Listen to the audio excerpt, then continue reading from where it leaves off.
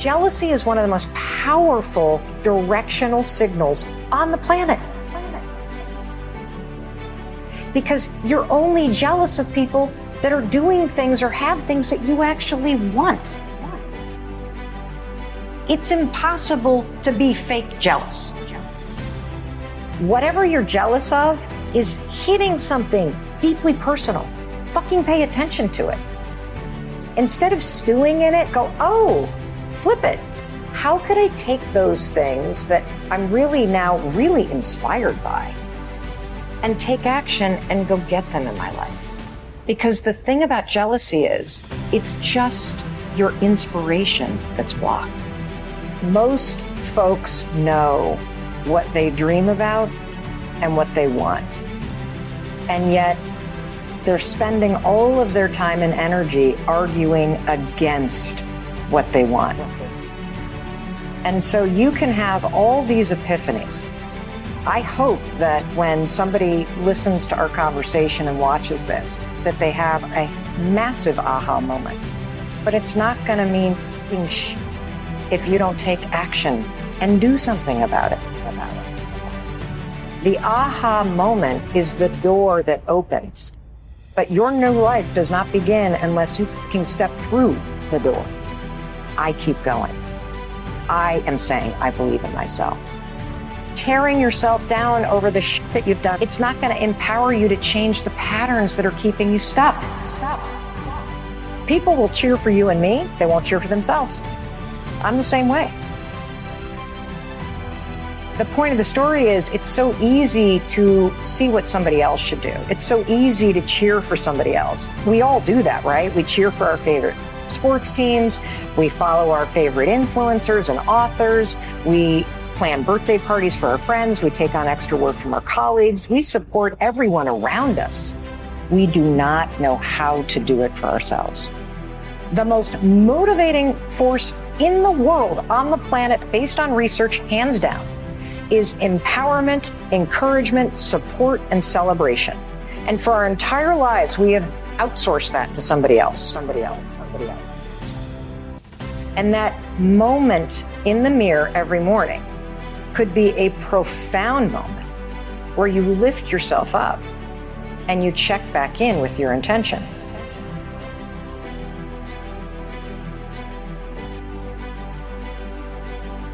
What I've discovered that is heartbreaking is the average person cannot celebrate themselves. I'm going to ask everybody who's watching this to tomorrow morning stand in front of the mirror. We're going to unpack this whole thing and try to high five yourself. You can't raise your hand to your own reflection without now grounding yourself in the moment.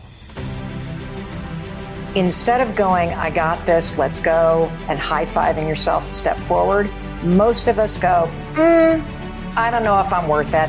I don't know if right now is the right time to do this. I don't think I'm good enough. I failed so many times I can't go through that door. And that's the problem I want to attack right now. That there is somewhere in your life that you know what you want. You can feel it pulling you. And you are actively arguing against it. You're bringing yourself down. You're beating yourself out. And so this Uber driver, I get into the car and we start driving, and I'm on the phone as we're driving, and I'm having a conversation with somebody about this daytime talk show that I launched, which was a dream with Sony Pictures Television, and then was promptly fired after season 1. It was a huge fucking failure because we didn't make it to season 2. Huge failure in real world terms. Massive success when it comes to the timeline of my life. And so I'm talking to this person about the talk show. I hang up the phone and this Uber driver comes alive. He's like, oh my gosh, I can't believe you're in my cab.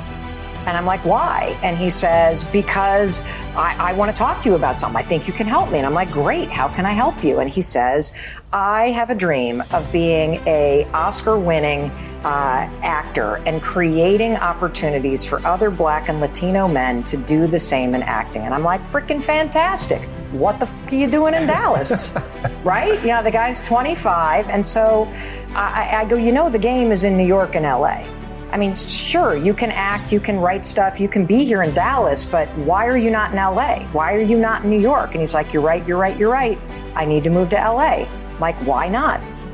And he says, I have $700 in my bank account. And I'm like, that's freaking fantastic. You have $700 in a car?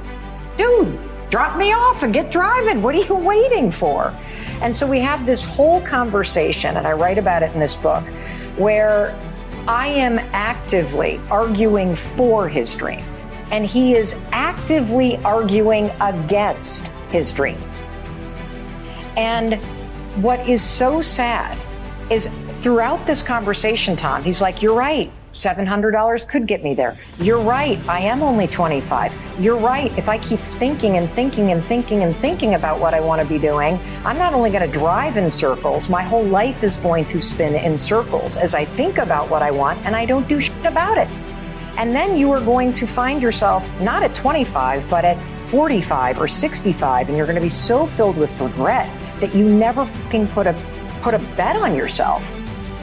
And so this conversation ends with him declaring that he's going to go to California and me giving him a bunch of tools that I talk about in this book. The point of the story is it's so easy to see what somebody else should do. It's so easy to cheer for somebody else.